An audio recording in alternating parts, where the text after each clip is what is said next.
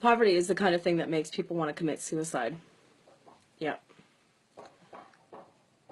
I think more and more people are coming to understand what being impoverished means in North America.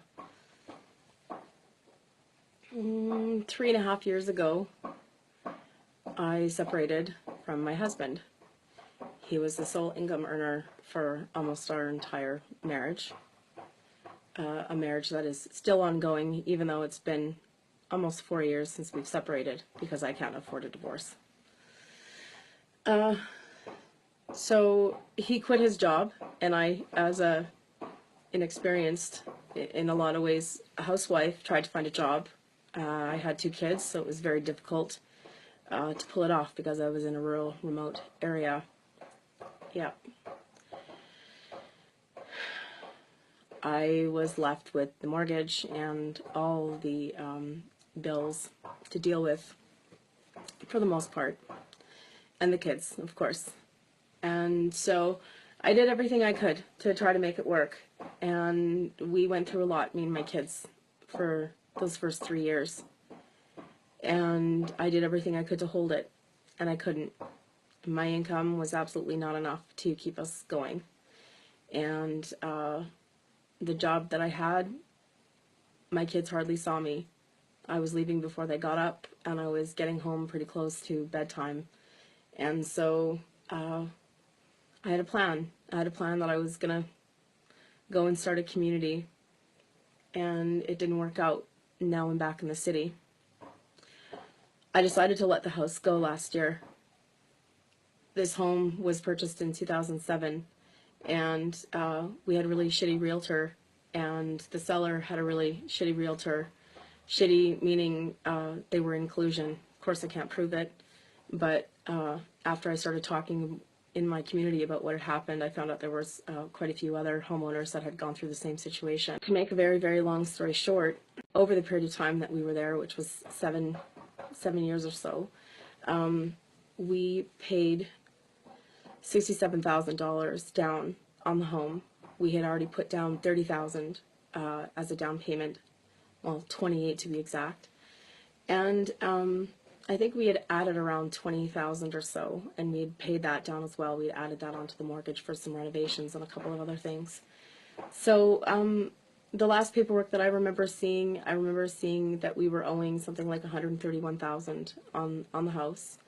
And like I said, when I sat down and calculated how much the mortgage was and how much we had paid down and what the down payment was and so on and so forth, we had paid almost $100,000 into this home already over a 7-year period. So July of last year, I had stopped paying the mortgage, I think sometime in April or May. And I mean, we had gone through, I had gone through so much living there, and probably 3 or 4 times a year the basement would flood.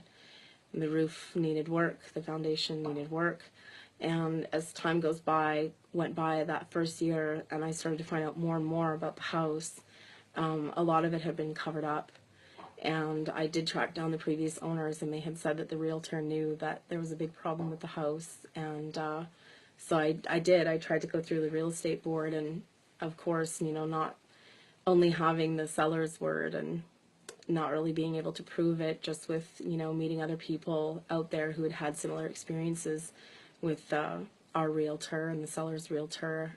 This is a little business that they had going on out there. So anyways, I'm trying to make this short. You know, being a single parent with 2 kids isn't easy, and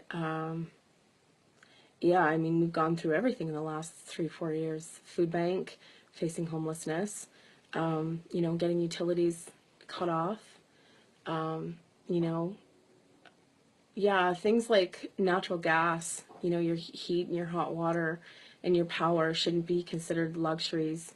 And it's so sick because when you are in poverty, you know, it's such an expensive thing to get out of. The minute you don't pay your bill, you know, there's late fees, and if you do get disconnected, then, you know, you have a deposit fee, and every time you get disconnected because you can't pay it, the deposit fee is larger and larger each subsequent time. So, you know, I've gone through all of that humiliating stuff, and I also was the only one who had a contact number. So with my ex-husband's debts, when it came to the collection agencies and the bank and all these people wanting to look for him, they got my phone number, and yeah, like 53 phone calls in one day, and over 100 calls in 1 week. I remember that first fall after he bailed, because he quit working pretty soon after I told him, like, you can't come back here. It's just not going to work anymore. So I was getting all these crazy phone calls from these people, these, can't think of any better word than savages, wanting their peace. And, it's not like I have all this money. Yeah, I smoke because I'm stressed out all the time. I don't go and get my nails done. I can't afford new clothes.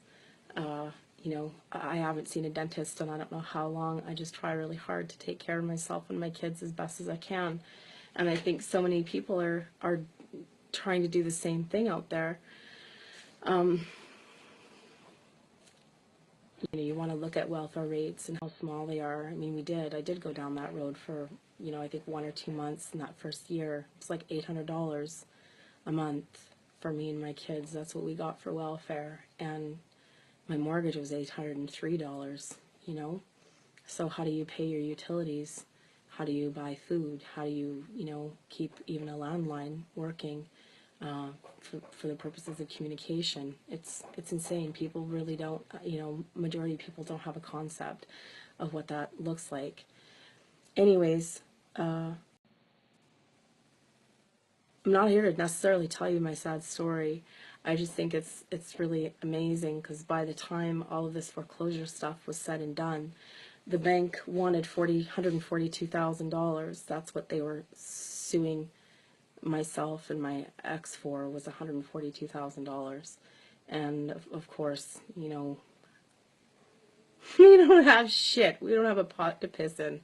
I'm living in my aunt's basement. I rent her, 1-bedroom basement suite for like $750 a month. I barely clear, now that I'm working full time again, $2,000 a month. So, when you're talking about transportation and feeding 2 kids, 2 boys, yeah, there's not a lot left over for luxuries of any kind, let alone just basic stuff. I'm really lucky that utilities are included in my rent. I didn't have the money for a lawyer. Legal aid was still $82 an hour. Again, still not divorced. So how do you solve all these things? Like, it's just this huge snowballing issue. So today I came home to a letter from the CMHC that they're wanting to sue myself and my ex for $55,000. And I'm not even sure why. And they're giving us approximately 5 years to pay that off. So yeah, this is why people kill themselves. When I'm lucky. I know that mortgages are bullshit, and I know that we were totally shafted the whole way, and I know that it's all a big scam. Who can own really property and who can really own land?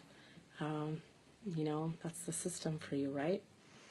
So I'm sure I'm going to be making a call to the credit counseling people and finding out what to do about all this. I imagine I'm just going to file for bankruptcy because, I don't have $55,000, and my job does definitely not afford me $55,000 pay off even over 5 years. But the struggle is real. The struggle is absolutely real. That's why we're getting these stories about, murder, what do they call it, murder-suicides. There was an older couple outside the city a ways back.